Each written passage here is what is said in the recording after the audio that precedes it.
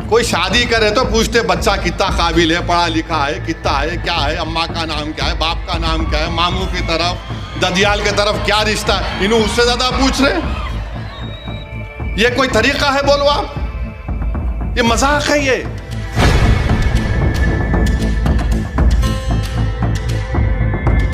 सबसे महंगा कॉन्ट्रैक्ट उसको दे दिया, और वो कंपनी का काम क्या है कि बीजेपी के लोगों को सपोर्ट करना सोशल मीडिया पर, उस कंपनी को दे दिए। हमको हथियार खरीदना है, पाकिस्तान चीन से मुकाबला करना है। अब जंग हो गई तो 2 महाज पर जंग होगी। ये पैसा उजाड़ रहे कंपनी को दे के, हमारे फौज को तो भी दे देना था इतना पैसा जो कंपनी को दिए।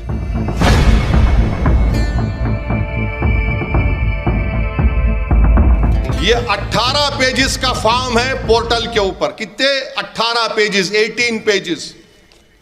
आप देख लो, लॉगिन पेज से लेके इसमें एक एक ऐसा सवाल आपसे पूछा जा रहा है।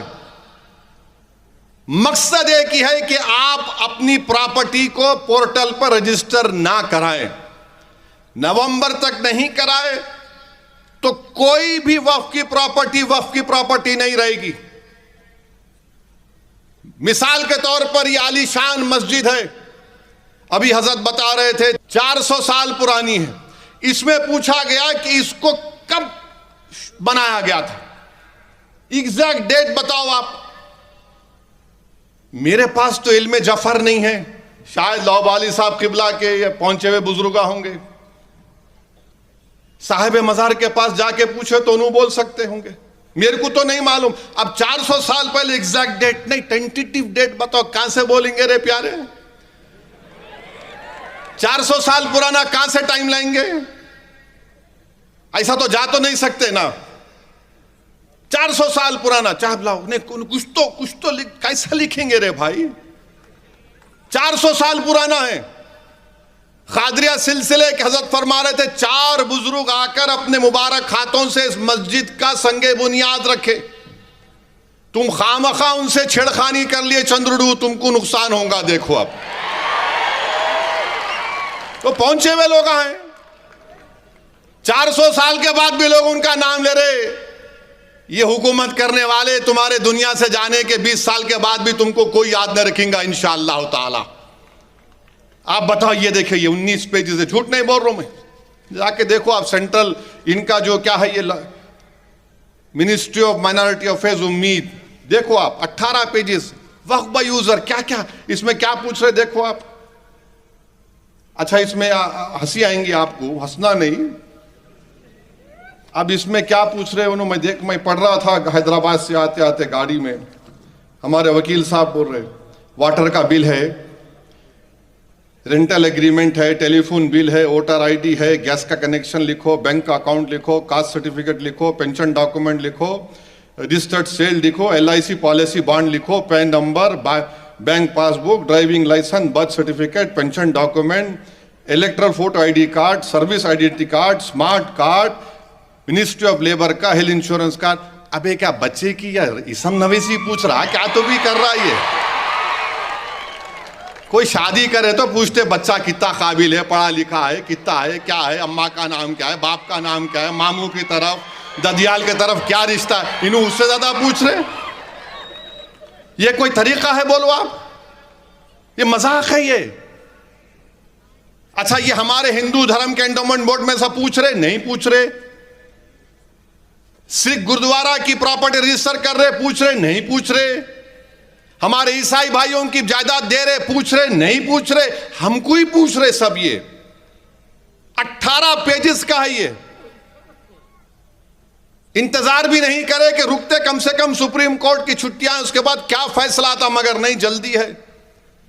और क्या किए, ये इसका कॉन्ट्रैक्ट एक ऐसी कंपनी को दिया अहमदाबाद की, सबसे महंगा कॉन्ट्रैक्ट उसको दे दिए।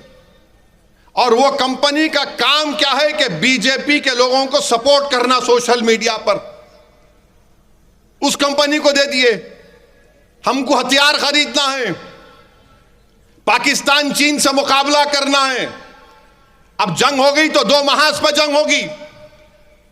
ये पैसा उजाड़ रहे कंपनी को दे के, हमारे फौज को तो भी दे देना था इतना पैसा जो कंपनी को दिए ये, मगर नहीं दे दिए।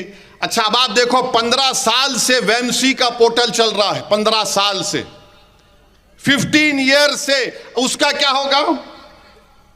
उसको आप इंप्रूव कर सकते थे वेरिफिकेशन प्रपोज करके, उसका वर्क फ्लो इंट्रोड्यूस कर सकते थे आप रेवेन्यू ऑफिशियल्स को बता के। अब मोदी हुकूमत ने एनआईसी को हुक्म दिया कि उस वेमसी पोर्टल में ऐड एंड एडिट फैसिलिटीज को खत्म कर दो। वेमसी पोर्टल में जो ऐड एडिट फैसिलिटीज थे उसको नहीं होना चाहिए।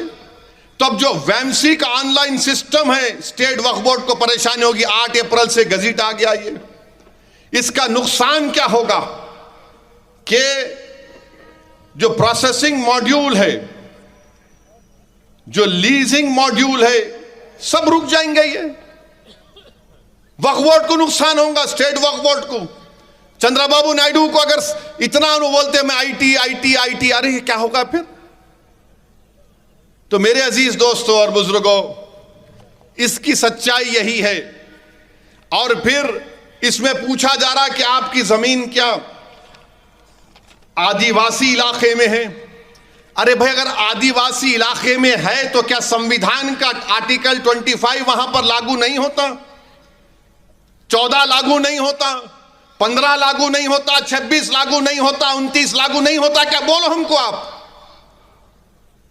और कांग्रेस के एक एमपी हैं लक्षद्वीप से, हमदुल्ला सईद उनका नाम है, आदिवासी है उन्होंने, क्या उनके ऊपर लागू नहीं होगा? वो आदिवासी है तो क्या वो अपनी जायदाद अल्लाह के नाम पे वक्फ नहीं कर सकते? वो उनके बाबा 9 बार के एमपी थे, सईद साहब, अल्लाह उनकी मग़फ़िरत करे। आदिवासी है, क्या आदिवासी है तो क्या करना है? भारत के कानून में एक आदिवासी मुसलमान हो सकता है, दलित नहीं हो सकता है, 1950 का प्रेसिडेंशियल ऑर्डर के लिहाज से।